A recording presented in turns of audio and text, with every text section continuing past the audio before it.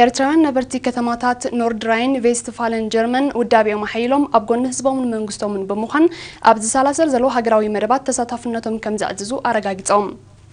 ኣብቲ መንነትና መሰረት ህላወና ኣብ ትሕቲ ዝብል ቴማ ኣብ ከተማ ቮፐርታል ዘቃንዕዎን መንእስያት ብብዝሒ ተሳተፈውን ሰሚናር ኣምባሳደር ኤርትራ ኣብ ጀርመን ኣቶ ጴጥሮስ ጸጋይ ንህሉ ፖለቲካውን ቁጠባውን ኩነታት ሃገርና ዲፕሎማስያዊ ንጥፈታት ከምኡውን ብውህደት ህዝብን መንግስትን ዝሰላሰል ዘሎ ልምዓታውን ትሕቲ ቅርጻውን ስራሓትን ካልእ ኣገዳሲ እዋናዊ ጉዳያትን ኣመልኪቱ ሰፊሕ መብርሂ ድሕሪ ምሃብ ኣብ ኩሉ ጽላታት ንዝምዝገብ ዘሎ ገስጋስ ንምኽላፍ ዝፍተን ዘሎ ሽርሕታት ብሓያል መኸተ ህዝብን መንግስትን ይብልዕን ከም ዘሎ ብምሕባር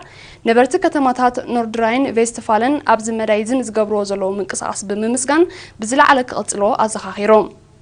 ኣብ መወዳእታ ተሳተፍቲ መንግስትን ህዝብን ንዘሰላስልዎ ዘለዉ ንጥፈታት ብኣድናቆት ብምግላጽ ኣብ ኩሉ ዝካየድ ንጥፈታት እጃሞም ከበርክቱ ከም ወትሩ ድልዋት ምህላዎም ኣረጋጊጾም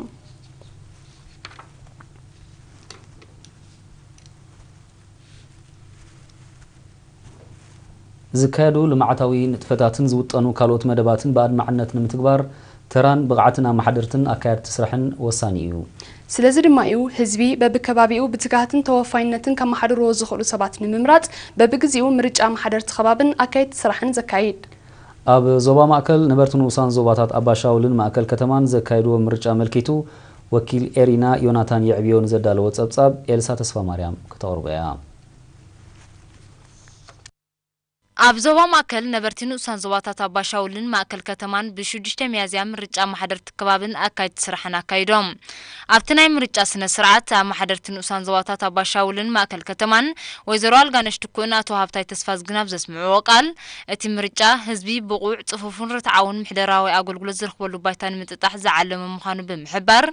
ህዝቢ ንዝተዋህበ ዕድል ብግቡእ ተገንዚቡ ከመሓድርዎ ዝኽእሉ ብቑዓት ሰባት ክመርጽ ዝተመርጹ ድማ ብትጋህትን ቅንዕናን ዝመረጦም ህዝቢ ከገልግሉ ዘኻኺሮም ካብ ነበርቲ መንእሰይ ኪሮስ ዘርአይን ወይዘሮ ሰዓዳ ዓብደላ ናብ ዝሃብዎ ርእይቶም መንግስቲ ህዝቢ ኣማሓደርቱ ባዕሉ ክመርጽ ንዝኸፈቶ ዕድል ብምስጋን ተመሪጾም ዘለዉ ኣማሓደርቲ ከባብን ኣካየድቲ ስራሕን ህዝብን መንግስትን ንዘሰከሞም ረዚን ሓላፍነት ብግቡእ ከተግብሩ ተላብዮም ኣብ ንዞባ ማእከል ከተማ ማሕደርቲ ምሕዳር ከባቢ ሓርነት ኮይኖም ዝተመርጹ መንእሰይ መሓሪ ነጋስን ወይዘሮ ኩሉ ብርሃን ግርማይን ብወገኖም ህዝቢ ዘንበረሎም እምነትን ሓላፍነትን ተገንዚቦም ዝዓግሉ ብቑዕ ምሕደራዊ ኣገልግሎት ንምርጋጽ ዓቕሞምን ጉልበቶምን ከይቆጠቡ ብትጋህትን ተወፋይነትን ክሰርሑ ምዃኖም ኣረጋጊጾም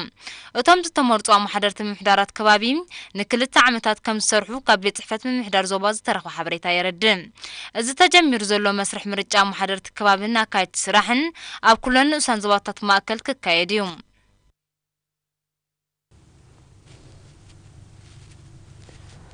ነበርቲ ሓውስ ከተማ ዕዲ ንዞባ ማእከል ደንካልያ ኣብ ከባቢኦም ክሰላሰል ዝውጠን መደባት ልምዓት ንምዕዋት ኣበርክቶም ከዛይዱ ምዃኖም ኣቐዲሙ ዝተሰላሰለ ንጥፈታት ንምግምጋም ኣብ ዝተኻየደ ኣኼባ ተገሊጹ ኣብቲ ኣኼባ ማሕዳሪ ናይቲ ዞባ ኣቶ ሙሳ ሓጂ ኣብ ዝሃቦ መግለጺ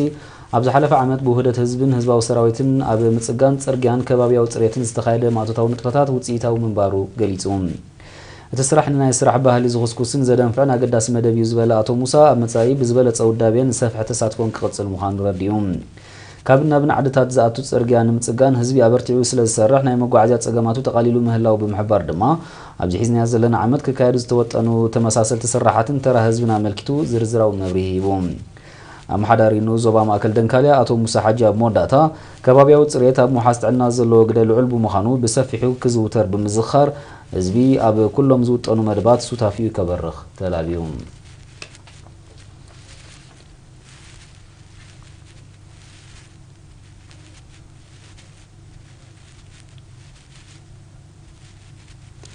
ኣብ سعود عرب ዝነብር ኣቶ ጴጥሮስ ገብረስላሴ መንግስቲ ዜጋታት ኣብ ሃገሮም ኮፍሩ ዝገብሮ ዘሎ ምትብባዕን ዝህቦ ዘሎ ቀዳምነትን ተጠቂሙ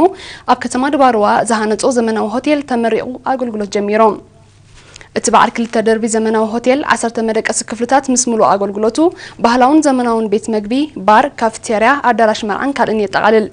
እዚ ሓድሽ ሆቴል ድሮ ንልዕሊ 20 ዜጋታት ናይ ስራሕ ዕድል ከፊቱ ከም ዘሎ ምስ ምስፋሕ ኣገልግሎቱ ድማ ን10 ሰራሕተኛታት ንምውሳኽ መደብ ከም ዘሎ ኣካይዲ ስራሕ ናይቲ ሆቴል ኣቶ ተስፎም ገሬሱስ ኣፍሊጦም ናይ ስራሕ ዕድል ካብ ዝረኸቡ ወይዘሮ ወለሽ አብርሃምን ኣቶ ሰሎሞን ክፍልን ኣብ ዝሃበው ርእቶ እቲ ዝተገብረ ወፍሪ ነታ ኣውፋር ዜጋ ብሓፈሻ ድማ ንሃገሩን ንህዝቡን ዘርብሕ ምዃኑ ብምሕባር ካልኦት ዜጋታት ንረብሓ ወፍሪ ኣብ ሃገርካ ተገንዚቦም ኣሰሩ ክኽተሉ ዘለዎም ጽኑዕ እምነት ገሊጾም ቤት ጽሕፈት ሚኒስትሪ ቱሪዝም ዞባ ድባርዋ በወገኑ እዚ ሓድሽ ሆቴል ንብቕዓትን ደረጃን ሆቴላት ድባርዋ ክብከብሎ ትጽቢት ከም ዝግበረሉ ኣብ ምምዕራብ ከተማ ድባርዋ እውን ዓብይ ኣስተዋጽኦ ከም ዘለዎ ኣነጺሮም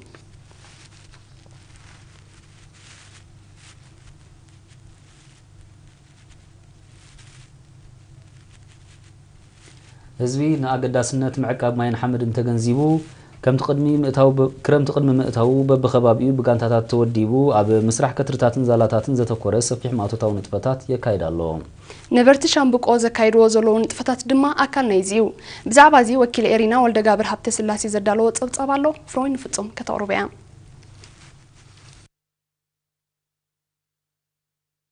ነበርቲ ሓውሲ ከተማ ሻምብቆ ብጉጅለታትን ጋንታታትን ተወዲቦም ማይን ሓመድን ንምዕጋብን ፍግረ መሬት ንምክልኻልን ዝጀመርዎ ማእቶታዊ ንጥፈታት ብዝሓየለ ውዳቤ ይቕጽልዎ ከም ዘለው ወኪል ኤሪና ካብቲ ቦታ ሓቢሮም ዕላማ ናይቲ ካብ ወርሒ ለካቲት ጀሚሩ ዝሰላሰል ዘሎ ማእቶት ብቐንዱ ኣብ ምድልዳል ግራውትን ምፍዋስ ማይ ኩዕታትን ዘተኮረ ምዃኑ ዝሓበረ ሓላፊ ቤት ጽሕፈት ሚኒስትሪ ሕርሻ ንኡስ ዞባ ሻምብቆ ኣቶ በረኸት መዓሪ ዛጊት 800 ሄክታር ከም እትዓመ ኣብርሆም ማይን ሓመድን ናይ ምዕቃብ ስራሕ መላእቱ ንኡስ ዞባ ብኣድማዕነት ይካየድ ከም ዘሎ ዝጠቕሰ ኣቶ በረኸት ነበርቲ ኩለን ምምሕዳራት ከባቢ ጋንታታት ማእቶት ብምቋም ኣብ ሰሙን 3 ግዜ እናወፈሩ ኣሳስ 3000 ሄክታር ዛላታት ብእምንን ሓመድን ከም ዝሰርሑ ረድዮም ተሳተፍቲ ማእቶት ኣብ ዝሃብዎ ሓበሬታ ኣገዳስነት ናይቲ ዘሰላስልዎ ዘለዉ ማእቶት ብምግንዛብ ንምዕዋቱ ብተወፋይነት ይሰርሑ ከም ዘለዉ ብምምልካት ክሳብ ምጅማር ክራማት ከም ዝቕጽልዎ ኣረጋጊፆም ህንፃዊ ስራሕቱ ካብ ዝዛዘም ነዊሕ ግዜ ዝገበረ ዕዳጋ ጥሪት አንቶሬ ንኡስ ዞባ ላዕላይ ጋሽ ኣገልግሎት ብምጅማሩ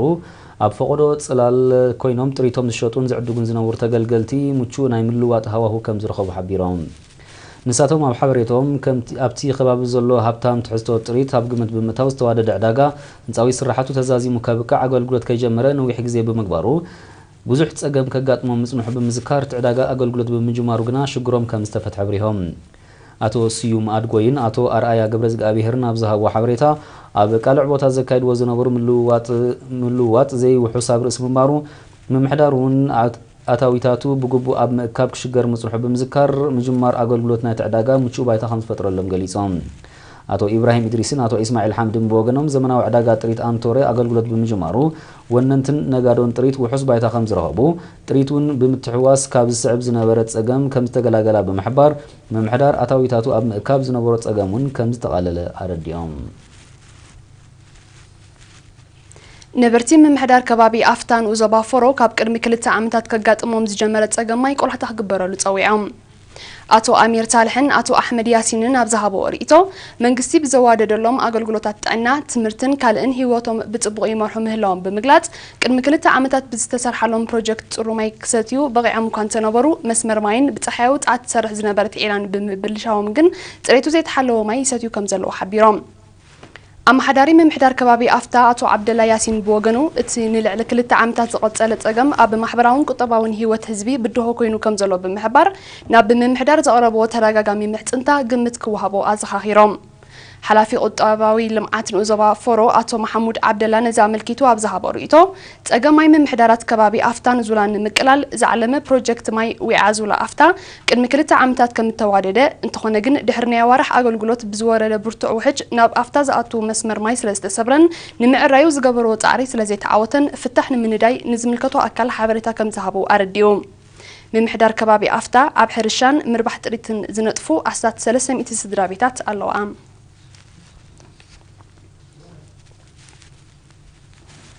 ንሸውዓተ መድረኻት ዝኸይድ ውድድር ቮልታ ቺክሊስታ ኤል ፓኢስ ቫስኮ ቀዳማይ መድረኹ ትማሊ ሶኒ 7 ሚያዝያ ተኻይዱ ኤርትራዊ ተቀዳዳማይ ክለብ ዩሮፕ ካርናትናኤል ብርሃነ ድማ ኣብቲ ውድድር ተሳቲፉሎ ሙሉእ ትሕዝኡ ኣማኑኤል ላዛር ኣዳሊወሎ ትማሊ በቀዳማይ መድረኻት ጀመረ ቮልታ ቺክሊስታ ኤል ፓኢስ ቫስኮ ሳተፍ ዘሎ ኤርትራዊ ተቀዳዳማይ ናትናኤል ብርሃነ 17 ደቂቃ ድሒሩ መበል 139 ደረጃ ሒዙ ውድድሩ ምፍጻሙ ተፈሊጦም ነዚ 153 ኪሎ ሜትር ሸፈነ ተሪር ዓቀብ ዝሓቆረ መድረኽ ስጳኛዊ 2 ግዜ ተዓዋቲ ቱር ዲ ፍራንስ አልቤርቶ ኮንታዶር ንኩሎም መቅዳድም ተራሕሪሑ ተዓዊትሎም ኮንታዶር ነቲ ካልኣይ ደረጃ ዝሓዘ ወዲ ጋንቶ አሌሃንድሮ ቫልቬርደ ብ14 ካልኢታት በሊጽዩ ነዚ ዓወት ዘመዝገበ